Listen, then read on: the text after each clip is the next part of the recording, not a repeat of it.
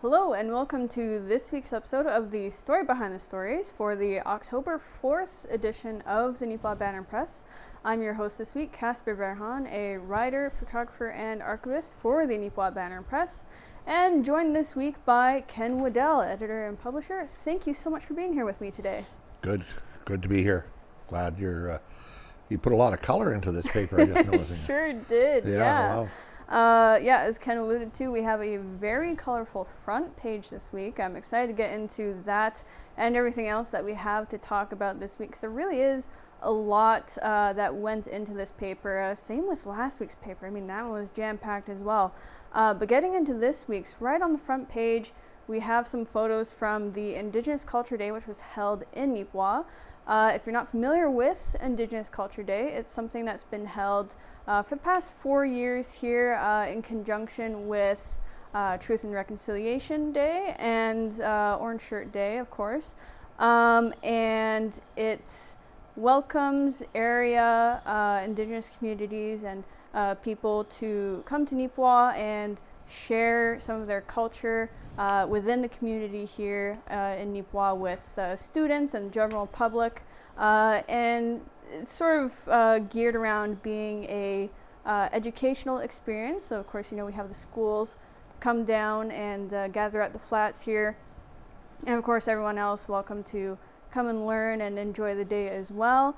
So we have some great pictures there from the powwow demonstration. There is a bunch of different presentations there of the different dances, and of course some background from Darren Musso, the MC for the day, as to the importance of each of the dances and all that. So you can see that on page 1, and of course page 8 as well, and some comments from the opening ceremonies and some follow-up comments from Yvonne Sisley as well of Arts Forward, because this is a collaborative event.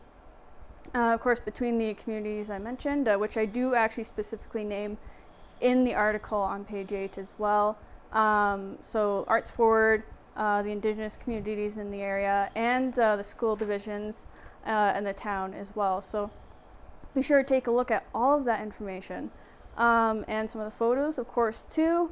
Only so much space in there, but it really was a great event. And if there's anything else you want to see, well, there's wonderful recordings from NECTV as well. Ken, have you been down to this event yourself? I wasn't there this year, but I have been each of the other years, and it's a fantastic, colorful, cultural event. And Darren Musso, he has a cousin here. He lives in Neepawa. They tease each other unmercifully. I won't repeat what they say about each other, but anyway, Darren has quite a sense of humor, and he weaves that into his presentation usually too. So quite the personality. He's a great spokesperson for First Nations culture and for reconciliation and for reaching out to the non-Indigenous community. And like I said when I interrupted you right at the start there, if you look at the front page there, you're not going to find a much more colorful, action-packed page than that. I mean, the lead photo there is just vibrant, a vibrant person in a vibrant costume. I'm really taken with that. Yeah, the specific one that Ken is referring to here, this shot right here, that is the fancy shawl, it's known as. So it's got all these colorful ribbons and all that, and the dancer does a bunch of spins and all that really sort of makes them fly there, puts in a lot of motion and color into the dance. And then of course that's one of my favorite moments actually from the event. I mean, there was a lot, of course, to highlight, but one of the favorite little moments that I had from it was actually following some group dances. So all the students were standing up on their feet, taking a break, because all that sitting cross-legged and stuff, it can be hard on the legs, so you need to get up and stretch and all that. So all the students were invited to stand up and wiggle their legs around and join in some dancing too, as each of the dancers moved around in the interior circle. And following that, you can see this photo right there, the grass dancer. There were some kids that really wanted to give some high fives, And so he went and he started going all the way around the circle, just running all the way around, all these kids holding out their hands. He just high-fiving them all the way around. He did that, I think, like twice. They did 2 group dances. He did that each time, and everyone was so hyped up. It was awesome. Yeah, it's for the great entertainment and a great history illustration too. So it's good to have it. I'm really, really glad. And unfortunately, I couldn't get there this year, but it was a great show. I think it was bigger than better than ever. So it's nice to see growth. Definitely, yeah. I mean, there's a lot of value to this on a number of fronts. And of course, there's only so much that you can cover in a single day. And that is something that I believe it was Darren's father or grandfather, I can't quite remember. But he was there as well, and he did give a little bit of a talk there before the event fully got started, and mentioned that it would take a lot of time for us to, fully go into our history and our culture and all that. So it's unfortunate we don't really have the time to really help you understand, but very glad to be there and share some of it. And I mean, yeah, it's very, very available, and I was very glad to hear that it went over so well again this year. I mean, over 2,000 people, including students and general public, turning out to this. So yeah. Wow. Rough estimate, of course, but yeah, outstanding. Yeah, good. So yeah, very appreciative of that event, and something else we're appreciative of in a different manner is actually a special feature that we have this week on pages 9 through 12. Wanted to show our appreciation for the firefighters in our area. We have a fire safety feature every year, so throughout those pages you can see different fire departments from the area, as many as we could get there. There is one that we couldn't quite get in this week, something just quirked up on our end, so we are going to have that featured in a future paper. But take a look at those pages, get acquainted with the fire departments in your area, and show some appreciation for everything that they do, because it's a tough job being a firefighter. Of course, there's a lot you have to deal with, all the training you have to do and all that, and be prepared for anything that might happen. Well, you say prepared for everything that might happen. Our childhood imagery of fire departments is, to have a Dalmatian dog in the front seat and riding out to put out a fire. Unfortunately, the fire departments nowadays have to respond to a lot more than fires. And some of them are traumatized by what they see in road accidents and other accidents as well. But I can't imagine how they cope with some of them. And I know several fire department personnel, and they've talked a little bit. They don't talk about it much, but they talk about the trauma that they have to go through when they're at the scene of an accident. I personally have been, not as a firefighter, but as a passerby, and almost victim of 2 different accidents, and it was attended at a 3rd one. I don't know how they do it day in, day out, not day in, day out, but likely several times a year. Yeah. And it's, you think that the fire guys would love to hear the siren, but I think sometimes they wish they didn't have to hear the siren, especially for some of the trips. Yeah. Where they're able to put out a grass fire or, machinery fire out on a farm, so even save equipment sometimes, save buildings. That's one thing, but often they arrive on scenes where there's been injury or even worse, been deaths. And our hats off to them. If you think you'd like to try and survive in a community without our fire departments, think again, because they do a tremendous job for all our sakes. Yeah, for sure. And I mean, just speaking on the fire part, of course, there's been a number of fires throughout history, not just here, but in the area that, some of them have been pretty minor, and we're very thankful for that. And of course, thankful for the efforts that the fire department put into making sure that they aren't something that's expanded into something more extensive. But then, of course, there's been other fires that have been more devastating. Of course, I can't think of the one I was specifically thinking of off the top of my head, but there's been some pretty significant ones, and I think some of those are highlighted actually at the Beautiful Plains Museum's fire truck garage display. And you know, it's tragic to have those events occur, because I mean, it can be loss of home or you know, people, animals, what have you. And so, yeah, it can be very tragic scenes that they have to tend to sometimes. So, yeah, very appreciative of their work. Some of the biggest ones that come to mind in Neepawa history certainly was the Prairie Forest one was huge. Hamilton Hotel was disastrous. Fire. There's been a lot more than that. If you go through the history books, whether it's Neepawa or any other of the towns, and you'll find pictures of, there's been a lot of fires, a lot of buildings, and unfortunately some lives lost over the years. And the fire departments are just an integral part of our community, because they do save a lot of, they save some lives, and they save some equipment, and they save some buildings, and because if nothing else, they don't let the fire spread. So. Yeah, the damage mitigation, of course, is a big part of what they do. Yeah. You know, if there's something going on, especially if there's other buildings or what have you close by, they're making sure that things stay as contained as possible. We should get moving on to our next bit here. We're actually going to switch things up this week. We are going to touch on Ken's editorial this week. The title for this one is Keep Them Poor and Uninformed. Now, Ken, obviously I've read the article, but walk us through what your thoughts are this week. Well, this is a theme that I did a column on very similar to this about a year ago.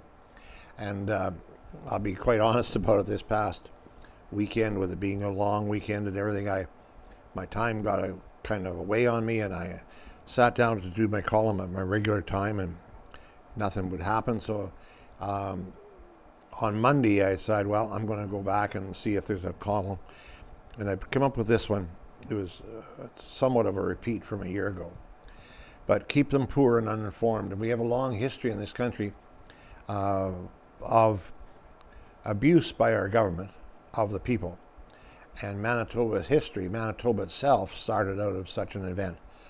Because in 1869, when the government of Canada bought a big tract of land, including all of what is now Manitoba, and Saskatchewan and Alberta, and even more land than that out even to BC, from the Hudson Bay Company. They didn't tell the people living at Red River, which is what Winnipeg used to be called, that they were coming in to survey the land. They just came in and showed up and started surveying the land. And the Métis and some of the non-Aboriginal based people already had farms or businesses set up on the land there with the permission from Hudson Bay Company. And they thought they were going to lose their land. And to some extent, certainly they did. And Riel stood in the way and said, you can't do this. And so that was the first instance. There's been several other instances where the government had just come in, done whatever they think they want to do, and kept the people uninformed and unfortunately poor at the same time. So I'm warning people that to watch out for that trend. Governments haven't changed. We aren't maybe quite as poor as we used to be, and we're not quite as uninformed as we used to be, but governments are still notorious for pushing stuff by us without really properly consulting the people. And it's worst in the First Nations communities, quite frankly, but it's bad enough in the non-Indigenous communities where things just come up and the government says, oh, we're going to do this and do this and do that, without properly consulting. So that's a long version of it's almost as long as if I'd read the whole column. But anyway, that's one of the line of topics that I am passionate about. In the newspaper business, we need to have proper information from government. And they don't advertise nearly enough, that's for sure. And they sure don't volunteer much. And governments need to be much more accountable, in my view. Definitely. No, I agree. And yeah, I mean, this is a topic that I think I've heard come up a few times before, not just from yourself, but in other circles as well, is the importance of keeping informed and what can happen if people are kept, as you say, poor and uninformed. And I think especially in this day and age as well, when it comes specifically to the information aspect of things, I mean, you really have to watch out for, is what this person is saying true? Is it factual? Is it reliable? And when you go and fact check, if you do fact check, and I do strongly encourage that people do, especially depending on what the claims are these sites that I'm going to, or resources that I'm going to, are these reliable? Okay. Especially because we do have still a problem as well with not just the reliable sources, but also with generative AI, and that spans from videos to text and all of that sort of stuff. So you need to really make sure that what you're looking at is factual. It can be backed up by other sources and all of that sort of stuff. Is there anything else that you wanted to add? Well, you would talk about backed up. I think that most newsrooms, especially if they're dealing with topics that they're from unfamiliar sources, you have to have at least two reliable sources before you go out and say, this is what was happening. I mean, if you see it with your own eyes, that's one thing, but we have to be very careful in our business to make sure that what we are passing on is the truth. And with local newspapers, you've got a safeguard there, because if we pass on something that isn't true, we'll hear about it by 9 o'clock the next morning. Mm-hmm. But it's not the way it is with larger news media outlets. It's not the way it is with the big cable networks. And it's not the way it is for sure with anything you search for that's online and you don't know who you're talking to or who's really providing the information. They can use a pseudonym, false name, whatever. You don't know who you're getting your information from in majority of the cases today. Mm-hmm. Yeah, for sure.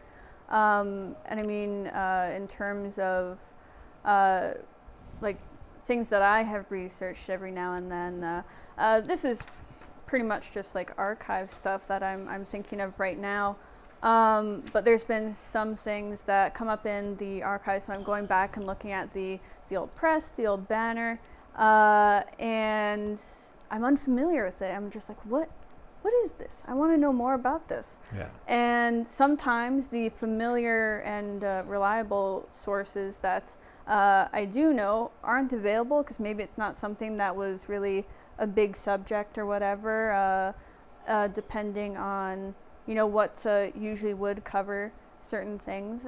So I have to look at other sources. So it's just like, okay, this one says this one also says that, this one looks pretty reliable, and I see it citing all these things, and those are reliable, so I know that it's pretty good. So it definitely takes some effort to look at things as well if there isn't those usual sources that you're used to as well.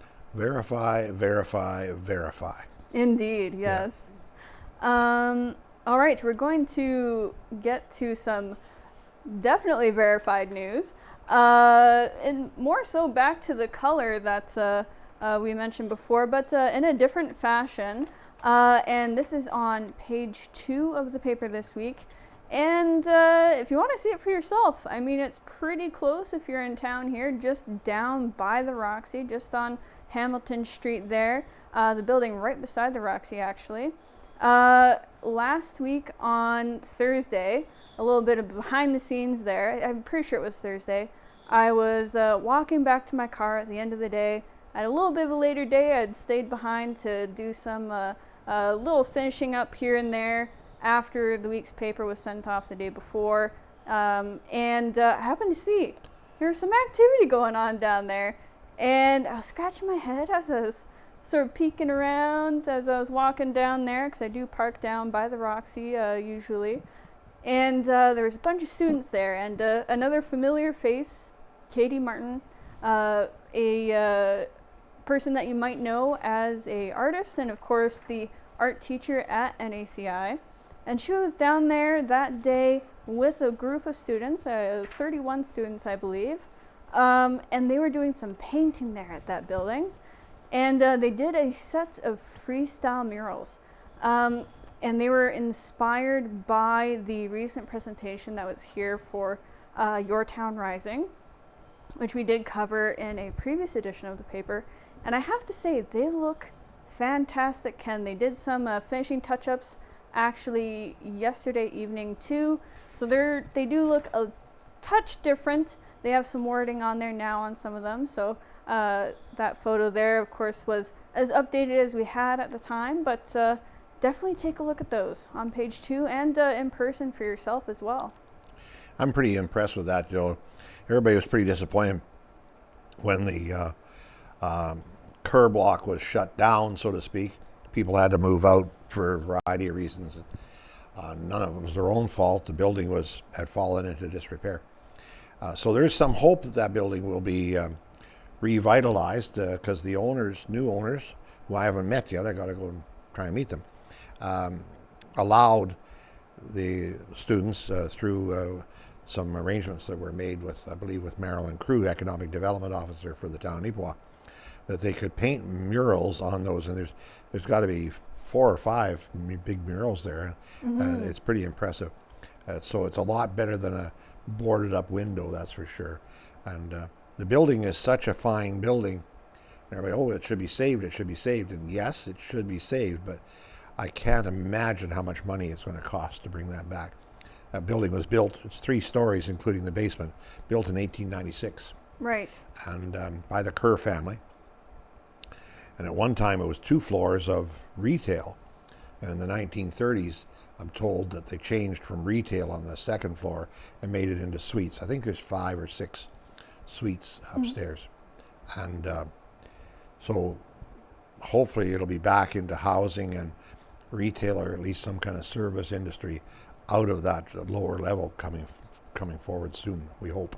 Yeah, I hope so as well. I mean, as Ken mentioned, has a lot of history tied with this community. Very old building, and it's always nice to see some of the old architecture still around.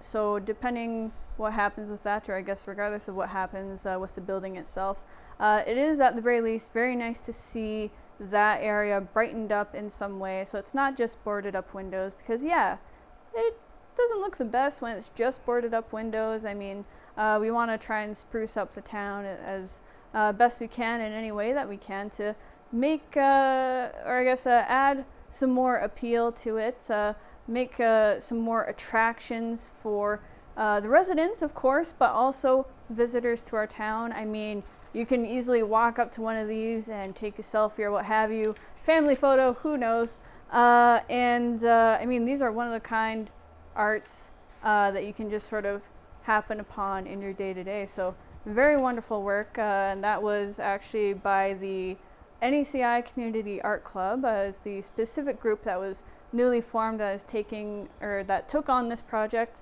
and will be taking on quite a number more actually. So keep an eye out for those. I know I will be. I'm very curious to see what they put forward next.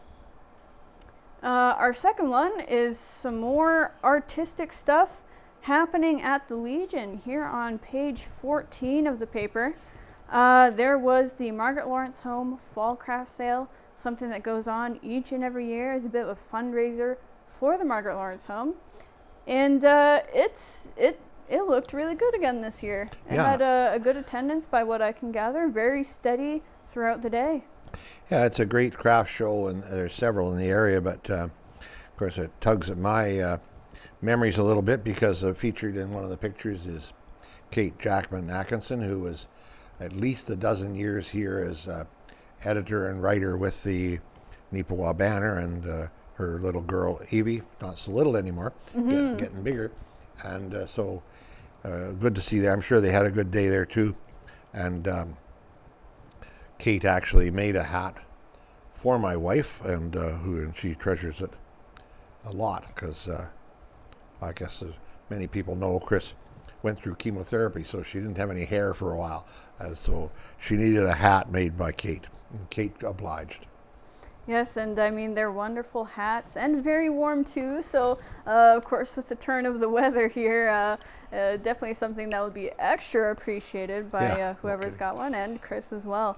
Yeah, it was great talking to her again. Of course, some of the other vendors there, Donna Freeman was another one there that is actually featured on the page too. And there was one there that kind of caught my eye because it was something that I don't typically see at craft sales, but there was someone there that was selling handcrafted pens, like their specialty pens, writing tools and stuff. Made of wood? Wood, but also other materials too. Name was Shannon Timmers, and his business is Wolverine Wood, all one word. Yeah. And yeah, it was wood, variety of different what would you call them? Composites, I guess, for lack of a better word. And some other materials like minerals, etc. Yeah. So a bunch of different combinations of things. I mean, there was also stuff that was crafted from bone or antler. It was quite the wide variety, and quite the wide variety of like specific writing tools as well. I mean, like you had your standard ballpoints and stuff, but there was also like fountain pens and all that sort of stuff. I think calligraphy pens even too. And I tried a couple out. I tried one of the fountain pens. Dang, those things write so smooth, Ken. Yeah. It was my first time ever using one. I just sort of did a little quick scribble on the notepad there, and it's just like, this is the best feeling pen I've ever held. Well, the fountain pen was a huge improvement on the, really dating myself here. When I went to school, we had to start writing with pen and ink, and it was a straight pen, as they call it, and you dipped it in the ink. If you took too much ink out, then you ended up with just a mess on your page. I had a lot of messes on my pages. But yeah, no, good fountain pen is hard to beat for signing your signature or writing a letter, for sure. Definitely. So yeah, very thankful, of course, for everyone that turned up to that and made it a success. We do want to touch on one more thing. I'm sure we're running short on time here. We have a update story from Ken on the Austin Woolen Mill. This is a story that we featured previously in the April edition of the Neepawa Banner Press this year of a grand opening of the Austin Woolen Mill. And now they're doing something a little bit different. They're introducing something new. Ken, what is this new thing that they're bringing Well, they've forward? been working on it to get it perfected all summer long, and they've got it now, but they're, as a woolen mill, they're spinning, and they'll produce yarn for you from your own wool or wool that you purchase from a sheep producer, and they'll make it into any kind of yarn you want for knitting and all crafts and everything. So and they're booked up apparently for months ahead right now. So that's really good. It's a success story. Yeah, it's very good to hear that. And of course, there's so much that we couldn't go through on the paper. Actually, no, there's one thing I think I skipped over. Yes, I did, and we do have just enough time to cover it. Also on the same page, Austin Woolen Mill is on page 18. So also on page 18 here is the Accessible Playground grand opening that was in Neepawa. This, of course, was a long-time project. About a year, I think, no, not a year in construction. That actually just started this summer for construction, but a number of years, of course, in terms of fundraising and planning, all that sort of stuff. I mean, this has been a dream from Touchwood Park Association for quite a while, and then things just sort of happened to start coming together in a more sort of tangible form in recent years here. And yeah, they finally held the grand opening. That was on Wednesday, September 25th. Unfortunately, I couldn't get down there myself. I was the only one in the office that day in terms of new staff. And of course, it was paper day there, but we got some good pictures there from Touchwood itself and NAC TV's Jeremy Vo. Thank you so much for those photos. Take a look at it. Fantastic looking setup and all that there. And that is unfortunately all the time we have for today. So definitely take a look at the full version of the paper. Pick up a copy, a hard copy if you can, or find it on the website if you happen to not have a hard copy available. But thank you so much for joining today. Again, I'm Casper, and Ken was with me here. Do feel free to reach out to us at 204-476-3401 or news@neepawabanner.com for any news, tips, thumbs up, letters to the editor, etc. And of course, for ads at neepawabanner.com. Thank you so much, and have a great week.